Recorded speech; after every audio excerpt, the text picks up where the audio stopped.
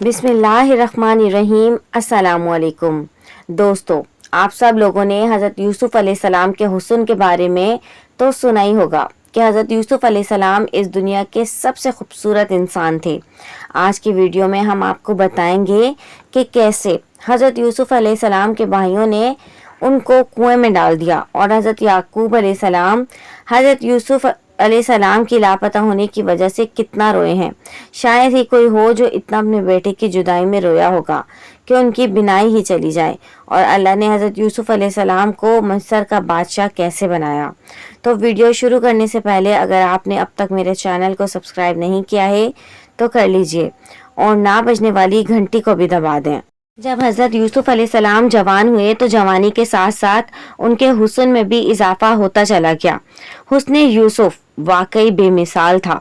हज़रत यूसुफ अलैहिस्सलाम इस दुनिया के सबसे खूबसूरत इंसान थे। अल्लाह ने इस दुनिया में जो खूबसूरती भेजी उसको दो हिस्सों में बांटा। आधा हुस्न इस पूरी दुनिया की तमाम मखलूक में तकसीम करा और बाकी आधा हुस्न सिर्फ यूसुफ अलैहिस्सलाम को ही दे दिया। सुभान अल्लाह, ये है हुस्न यूसुफ। दोस्तों, कुरान पाक में अल्लाह ताला ने सूरह यूसुफ में खुद हज़रत यूसुफ अलैहिस्सलाम का वाक़या बयान किया है। यूसुफ अलैहिस्सलाम जब बच्चे थे तो उनको एक ख्वाब आया। उन्होंने इस ख्वाब का जिक्र अपने वालिद मोहतरम हज़रत याकूब अलैहिस्सलाम से किया कि अब्बा, मैंने 11 सितारों और सूरज चांद को ख्वाब में देखा है कि वो सब मुझे सजदा कर रहे हैं। याकूब अलैहिस्सलाम ने फरमाया कि मेरे बेटे, अपने इस ख्वाब का जिक्र अपने भाइयों से ना करना। ऐसा ना हो कि वो तुम्हारे साथ कोई फरेब करें। शैतान इंसान का खुला दुश्मन है। हज़रत याकूब अलैहिस्सलाम को इल्म हो गया था कि अल्लाह ताला हज़रत यूसुफ अलैहिस्सलाम को नबूवत और सरदारी बख्शेंगे। वो ये भी जानते थे कि हज़रत यूसुफ अलैहिस्सलाम के भाई उनसे हसद करते हैं।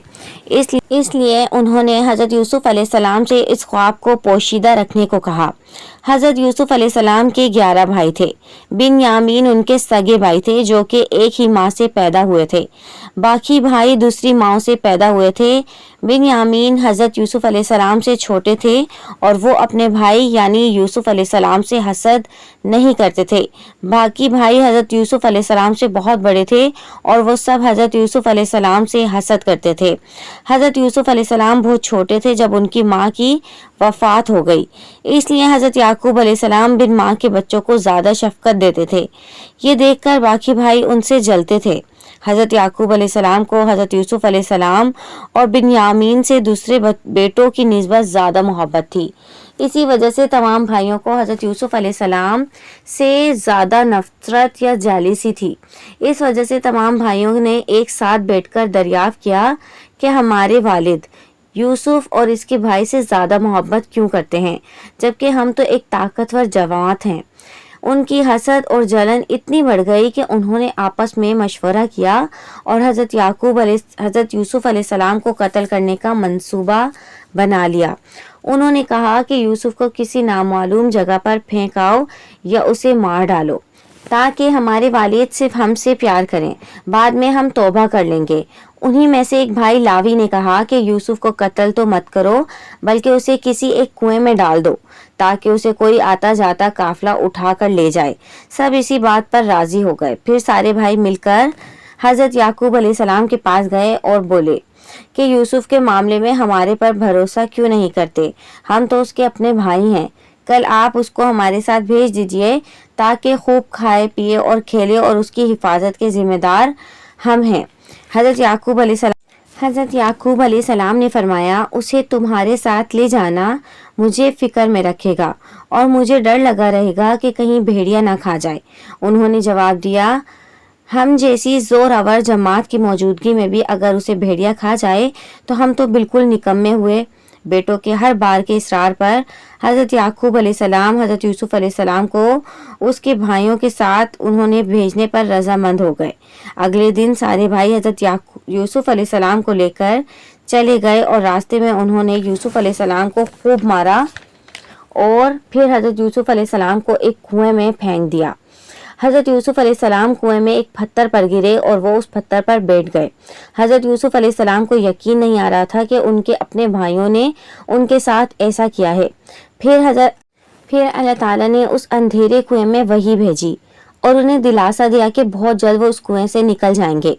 یوسف علیہ السلام کو ان کے بھائی کنویں میں ڈالنے کے بعد ان کے بھائی روتے ہوئے اپنے والد یعنی حضرت یعقوب علیہ السلام کے پاس گئے اور کہا کہ ہم تو آپس میں دوڑ میں لگ گئے اور یوسف کو ہم نے سامان کے پاس چھوڑا تھا، یوسف کو شاید بھیڑیا کھا گیا ہے، آپ کو ہماری بات پر یقین نہیں آئے گا پر ہم سچے ہیں۔ پھر انہوں نے ثبوت یعنی یوسف علیہ السلام کا کرتا دکھایا جس میں وہ جھوٹ موٹ کا خون لگا کر لائے تھے۔ پھر حضرت یعقوب علیہ السلام نے فرمایا کہ یہ سچ نہیں ہے بلکہ تم سب نے اپنی طرف سے بات بنائی ہے، بس صبر ہی بہتر ہے اور تمہاری بنائی ہوئی باتوں پر اللہ تعالیٰ ہی سے مدد طلب کی جا سکتی ہے۔ حضرت یعقوب علیہ السلام نے فرمایا کہ بتاؤ وہ کیسا بھیڑیا تھا جو میرے بیٹے کو تو کھا گیا پر اس کے کرتے کو بالکل نہیں پھاڑا۔ بار بار پوچھنے پر بھی بھائیوں نے سچ نہیں بتایا۔ پھر سفر کرتے ہوئے ایک قافلہ آیا، پھر انہوں نے پانی کے لیے ایک شخص کو بھیجا، پھر اس نے اپنا ڈول کنویں میں ڈالا تو حضرت یوسف علیہ السلام اس ڈول میں بیٹھ گئے۔ اس نے جب ڈول نکالا تو اس میں خوبصورت لڑکا آیا تو وہ خوش ہو گئے کیونکہ اس زمانے میں غلاموں کی تجارت ہوتی تھی۔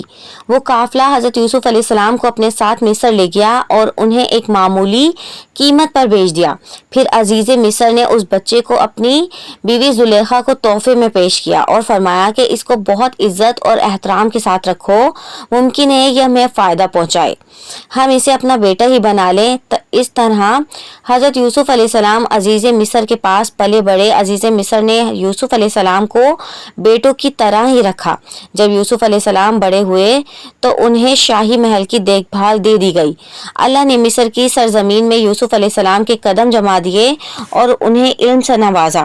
جب یوسف علیہ السلام جوان ہوئے تو جوانی کے ساتھ ان کے حسن میں بھی اضافہ ہوتا چلا گیا۔ حسن یوسف واقعی بے مثال تھا۔ یوسف علیہ السلام اس دنیا کے سب سے خوبصورت شخص تھے۔ عزیز مصر کی بیوی حضرت یوسف علیہ السلام کے حسن کو دیکھ کر فدا ہو گئی اور اس نے یوسف علیہ السلام کے ساتھ بدکاری کا ارادہ کیا۔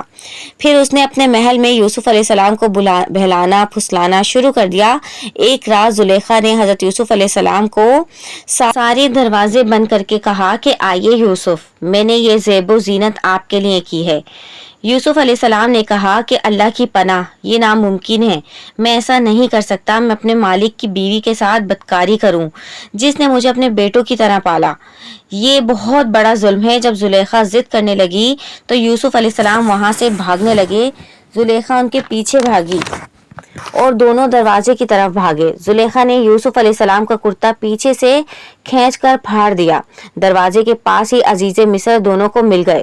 زلیخا چونک گئی اور اپنی بات سے پلٹ گئی، کہنے لگی جو شخص آپ کی بیوی کے ساتھ برائی کا ارادہ کرے اس کی سزا یہی ہے کہ اسے قید کیا جائے اور کوئی دردناک عذاب دیا جائے۔ حضرت یوسف علیہ السلام نے کہا کہ میں گناہ گار نہیں بلکہ یہی مجھے بہلا پھسلا رہی تھی۔ قبیلے کے ایک شخص نے مشورہ دیا کہ اگر یوسف علیہ السلام کا کرتا آگے سے پھٹا ہوا ہو تو زلیخا سچی ہے اور یوسف جھوٹ بول رہا ہے، اور اگر کرتا پیچھے سے پھٹا ہے تو یوسف سچا ہے اور زلیخا جھوٹ بول رہی ہے۔ جب عزیز مصر نے دیکھا کہ یوسف علیہ السلام کا کرتا پیچھے سے پھٹا ہوا تھا تو وہ بول اٹھے کہ یہ عورتوں کی چال بازی ہے، بے شک تمہاری چال بازی بہت بڑی ہے۔ انہوں نے یوسف علیہ السلام کو کہا کہ یوسف اس بات کو جانے دو اور زلیخا تم اپنے گناہوں کی توبہ کرو۔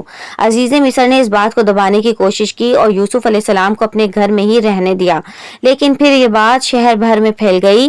عورتیں طرح طرح کی باتیں کرنے لگیں، لوگ زلیخا کو طعنے دینے لگے کہ عزیز مصر کی بیوی اپنے جوان غلام کو بہلانے پھسلانے میں لگی رہتی ہے۔ جب زلیخا تک یہ باتیں پہنچی تو اس نے سب عورتوں کے لیے ایک دعوت کا انتظام کیا، سب کے آگے پھل رکھے اور سب کو ایک بھری چھری دی۔ پھر زلیخا نے حضرت یوسف علیہ السلام کو حکم دیا کہ سب کے سامنے مجلس میں پیش ہوں۔ جب شہر بھر کی عورتوں نے یوسف علیہ السلام کو دیکھا تو حضرت یوسف علیہ السلام کے حسن کو دیکھ کر اتنا کھو گئیں کہ پھلوں کے بجائے چھری سے اپنے ہاتھوں کو ہی کاٹ لیا اور انہیں پتہ بھی نہیں چلا، اور سب بے اختیار بول اٹھی یہ انسان تو ہرگز نہیں، یہ تو کوئی فرشتہ ہے۔ اس وقت زلیخا نے کہا کہ یہ ہے وہ جس کے لیے تم سب مجھے طعنے دے رہے تھے۔ اس کے بعد شہر کی تمام عورتیں حضرت یوسف علیہ السلام کی عاشق ہو گئیں اور ہر ایک کی خواہش تھی کہ حضرت یوسف علیہ السلام ان سے محبت کریں۔ یوسف علیہ السلام نے اس سب سے پریشان ہو کر اللہ تعالیٰ سے دعا کی اے میرے پروردگار، جس بات کی طرف یہ عورتیں مجھے بلا رہی ہیں اس سے تو مجھے جیل خانہ پسند ہے، مجھے ان کے قریب سے دور کر دے۔ شہر بھر میں یہ بات پھیلتی چلی گئی۔ تب زلیخا اپنے شوہر کے پاس گئی اور کہا کہ اب کیا کیا جائے، معاملہ بہت زیادہ پھیل چکا ہے، اب کچھ کرنا چاہیے۔ عزیز مصر نے اپنی اور اپنی بیوی کی عزت بچانے کے لیے حضرت یوسف علیہ السلام کو قید خانے میں ڈلوانے کا فیصلہ کیا۔ پھر حضرت یوسف علیہ السلام پر بدکاری کی تہمت لگا کر انہیں قید خانے میں ڈلوا دیا، اور اس طرح حضرت یوسف علیہ السلام 7 سال تک قید خانے میں ہی رہے۔ وہ قید خانے میں ہی اسلام کی دعوت لوگوں کو دیتے تھے، اور پھر 7 سال بعد یوسف علیہ السلام کی بے گناہی ثابت ہوئی، اور اس طرح عزیز مصر کی نظروں میں حضرت یوسف علیہ السلام کی عزت اور بھی بڑھ گئی۔ اور ایک وقت ایسا آیا کہ حضرت یوسف علیہ السلام عزیز مصر یعنی مصر کے بادشاہ بن گئے، اور اس طرح ان کا بچپن کا خواب بھی پورا ہو گیا۔ اللہ تعالیٰ جو چاہتا ہے وہ کرتا ہے، وہ بہت علم و حکمت والا مہربان ہے۔ اللہ تعالیٰ نے حضرت یوسف علیہ السلام کو ان کے والد حضرت یعقوب علیہ السلام سے ملوا دیا۔ بچپن میں حضرت یوسف علیہ السلام کو ان کے بھائیوں نے کنویں میں ڈالا تھا، جو بعد میں عزیز مصر بن کر اپنے والد محترم سے ملے۔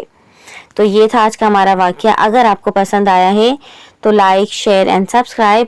اپنے دوستوں کے ساتھ یہ واقعہ لازمی شیئر کریں۔ Thanks for watching. اللہ حافظ۔